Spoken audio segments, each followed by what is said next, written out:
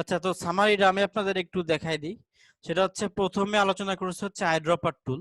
তো আইড্রপার টুলের কাজটা হচ্ছে আমি মানে যে কোনো একটা জায়গা থেকে যে কোনো একটা কালার আমি জাস্ট আইড্রপার টুলের মাধ্যমে কপি করে দেন আমি সেটা সোয়াচেস এর মাধ্যমে আমি সেভ করে রাখতে পারি এন্ড সেই কালারটা দিয়ে আমি পরবর্তীতে কাজটা করতে পারি। এটা হচ্ছে আইড্রপার টুলের কাজ।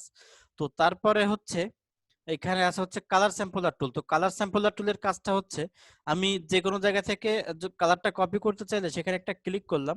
তো ক্লিক করার পরে আমার ইনফোটা চলে আসবে যে RGB কোডটা কত, তো মানে কোনটা কি পরিমাণ আর কি। এই কোডটা দিয়ে আপনি সেই কালারটা তৈরি করে দেন আপনি কাজটা করতে পারবেন। এটা হচ্ছে কালার স্যাম্পলার টুলের কাজ। তো তারপরে এখানে আলোচনা করেছে হচ্ছে স্পট হেলিং ব্রাশ টুল। তো স্পট হেলিং ব্রাশ টুলের কাজটা হচ্ছে অবশ্যই স্পট দূর করা। তো এটা আমি কিভাবে করতে পারি, এটা যে স্পটটা দূর করব, জাস্ট আমি যে স্পটটা দূর করব সেই স্পটের উপর ক্লিক করে আমি মানে সেই স্পটের উপর ক্লিক করলে তার চারপাশের ব্যাকগ্রাউন্ডের যে মানে চারপাশের ব্যাকগ্রাউন্ডটা কপি করে মূলত স্পটটা এভাবে দূর করা হয়। এটা হচ্ছে স্পট হেলিং ব্রাশ টুল। তো তারপরে এখানে আছে হেলিং ব্রাশ টুল। তো হেলিং ব্রাশ টুলের কাজটা হচ্ছে প্রথমে আমার কিবোর্ড থেকে অল্টার প্রেস করে আগে কপি করে নিতে হবে, কপি মানে ভালো অংশটুকু কপি করে নিতে হবে কিবোর্ড থেকে অল্টার প্রেস করে। দেন আমি যে স্পটটা দূর করব সেই স্পটের উপর একটা পেস্ট করে মানে একটা ক্লিক করে দিলেই আমার সেই স্পটটা দূর হয়ে যাবে। এটা হচ্ছে হেলিং ব্রাশ টুলের কাজ। এন্ড প্যাথ টুলের কাজটা হচ্ছে আমি এখানে দুইটা অপশন আছে, এখানে সোর্স এন্ড ডেস্টিনেশন। তো সোর্সের কাজটা হচ্ছে আমি প্রথমে যদি সোর্স দেখাই, তো সোর্সের কাজটা হচ্ছে আমি ভালো একটা অংশ সরি সোর্সের কাজটা হচ্ছে আমি যে স্পটটা রিমুভ করব সেই স্পটটা এভাবে কপি করতে হবে। সেই স্পটটা এভাবে কপি করে আমি ভালো একটা অংশের উপর যখন ধরবো তখন আমার সেই অংশটা রিমুভ হয়ে যাবে।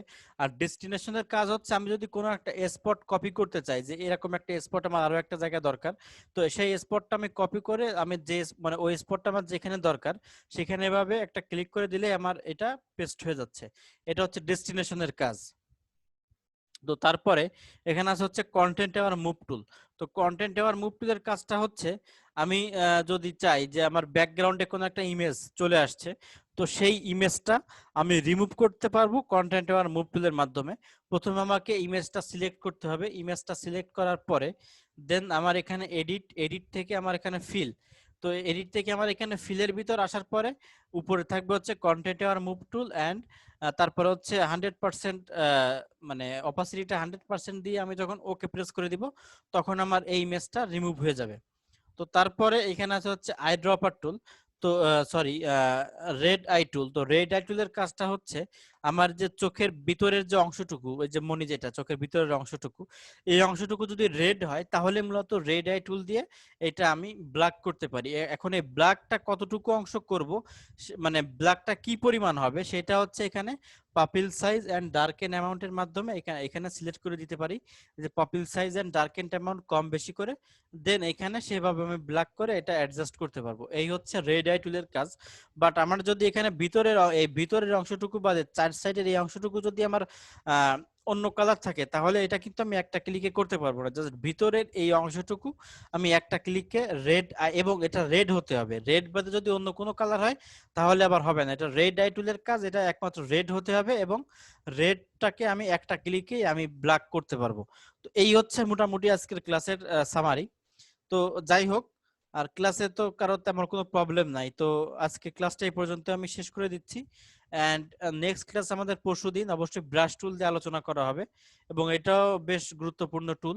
তো অবশ্যই নেক্সট ক্লাসে সবাই চলে অ্যাটেন্ড করবেন। আজকের ক্লাসটা তাহলে আপাতত এই পর্যন্তই রেখে দিচ্ছি। আল্লাহ হাফেজ। আর কারোর কোনো প্রশ্ন থাকলে করতে পারেন।